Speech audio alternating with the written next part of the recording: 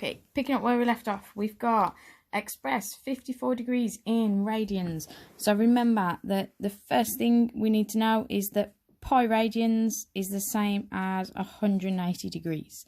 So if I want to get to 54 degrees, if I divide by 180, you're going to get that 1 degree is the same as pi over 180.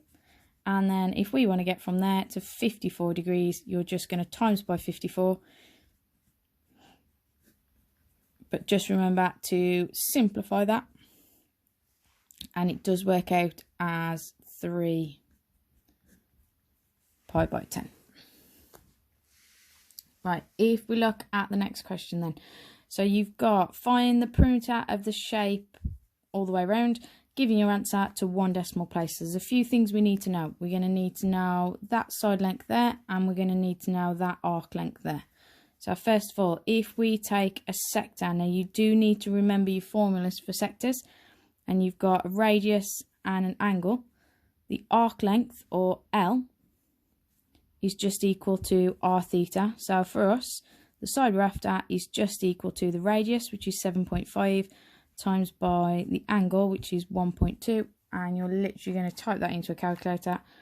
7.5 times 1.2 gives us an arc length of 9 centimeters. If we're going to find x, few different things we need to know. We know angles on a straight line make 180 degrees. So in terms of pi, they are pi degrees for all of it. So if I want that angle there, I'm just going to do pi minus 1.2 to get our angle. And then what I've got is a triangle where I know this is the side I'm trying to find. This side is 8.5. This side here is just the radius of the sector, so that's 7.5.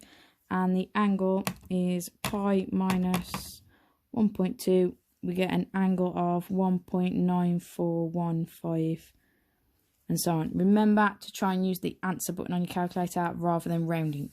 Okay, so if I've got a triangle that does not have a right angle in it, we're going to have to use either sine or cosine rule. If I've got all 3 sides and 1 angle, we're using the cosine rule.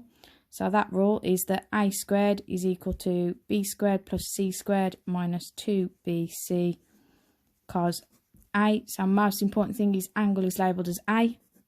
That makes the opposite side a. The other two are b and c. Doesn't actually matter which way around. And then you're just going to plug in everything you know. So x squared is 8.5 squared, add 7.5 squared, minus 2 lots of 8.5 lots of 7.5 cos, and our angle, which is 1.941, and so on. Just remember that in this one you are working in terms of radians, so make sure your calculator's in radians or you're going to get the wrong answer. So we get 8.5 squared, 7.5 squared, 2 lots of 8.5, 7.5, and cos of our answer that we just had gives us that x squared is 174.7 and so on. And then all we're going to do is square root that to give us that x is 13.217. Remember, the only answer you should be rounding is your very final result. Now for the perimeter, all you're going to do is add up all your measurements. So you've got 7.5, add 8.5, add 9 for the arc length, and then add on 13.217.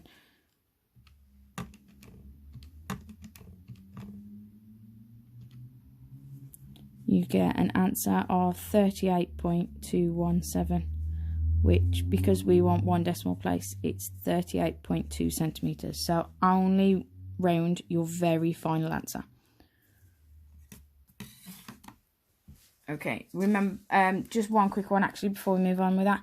Don't forget to show this line. As obvious as it is that you all know with perimeter you just add up the outside lengths, show that line, because that picks up a mark. Even if you got those 2 steps wrong, you'd have got the mark for showing that you knew you had to add all your answers together.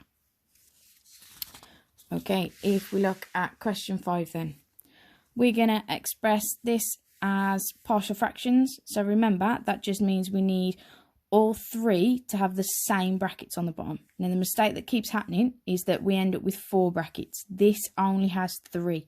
X minus 1 all squared is that bracket repeated, and then you've got 2x plus 1. So you only have a total of 3 brackets on the bottom. So they should each only end up with 3 brackets in total. So the 9x squared is going to stay as it is. This one needs another one of the x minus 1 brackets and a 2x plus 1. So that's x minus 1, 2x plus 1, and I did forget the a. Plus b has 2 of the x minus 1 brackets, so it just needs the 2x plus 1. And the c term only has the 2x plus 1, so it needs the x minus 1 squared. Okay. All we're going to do then is substitute our numbers in. So to make this bracket equal 0, x has to be 1. That gives me 9 is equal to, that one's going to disappear and that one's going to disappear. 2 add 1 is 3, so that's 3b. That means that b has to equal 3. Then we're going to use x equals minus a half, in which case minus a half squared is going to give me a quarter, times 9 is 9 quarters. This one and this one's going to disappear. Minus a half, take away another one, is going to give me minus 3 over 2. Don't forget, when you square a negative number, it's going to become positive, so that becomes 9 quarters c. And that means c has to equal 1. Last term is you're going to look at the x squared terms. Okay, so on this side of the equation, I've got 9 lots of x squared.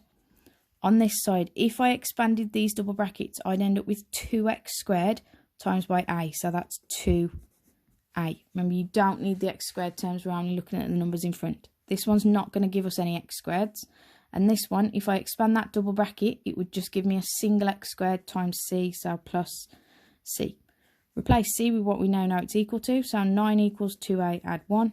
That means that 2a is equal to 8, and so a must be equal to 4. And that's it. We just wanted the constants for a, b and c. Right, if we look at question 6.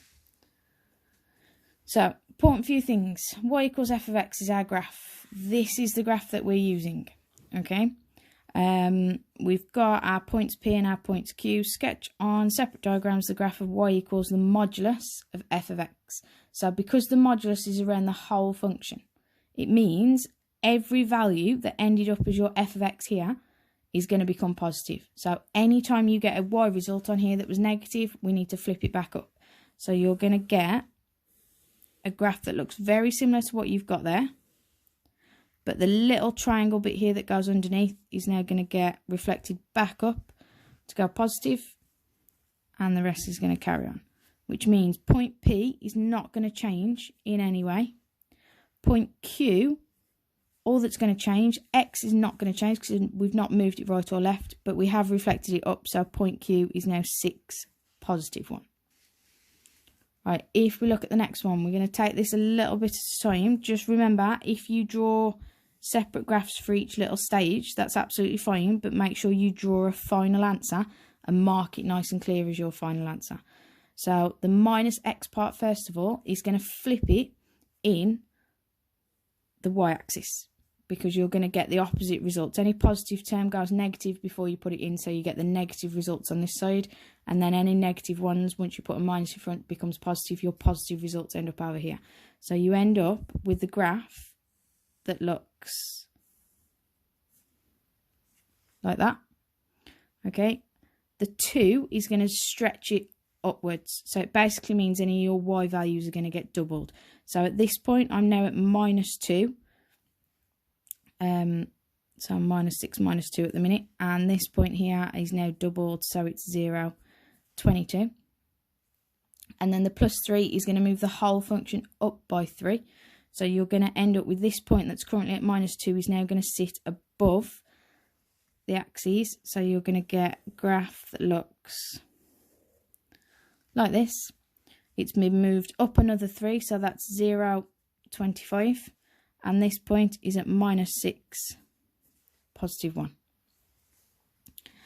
Okay, and then the last one.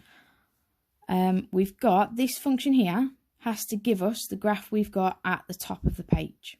Okay, so we're trying to end up with a graph that looks like this, with that point there at 6, minus 1, and with that point there at 0, 11. And we're going to work that out with the equation that we've got. So we know if you start with the y equals x graph, that's our straight line going through the middle there. Okay, the minus b is going to move it b squares to the right. Okay, so it's going to end up cutting through, looking like this, with that point there being minus b, and that point there, if you imagine it, x minus b equals y, then that point there is going to be b as well. Okay, the a outside is just going to stretch your graph that direction. It's not going to change any x coordinates, but it is going to make that point there now minus, oops, sorry, missed a step. If we take the modulus first, sorry, you're going to end up with the graph that goes through there, with that point there being b instead. Then if you stretch it up, you get this graph. It goes like this, and this point is now AB. Okay, because the scale factor A is just going to stretch it upwards, it's not going to move the x-axis point. And then the minus 1 is after the whole function, so it's moving the whole function down by 1. So it's going to go through there. This point's going to be AB minus 1, and this point we know is at minus 1 and across B. So if you compare that to your graph, we know that the x coordinate has to be whatever B was. So if our x coordinate is 6, we know that B has to equal 6. And then if you look at this, we know that AB minus 1 on the y-axis has to come out as 11. So if we know that B is 6, I get 6A minus 1 equals 11. So 6A must be 12, in which case A is just 2. And that's it. You get a mark for each one. Right. I am going to do this in several videos just for the sake of uploading. So we'll do the next one on the next video.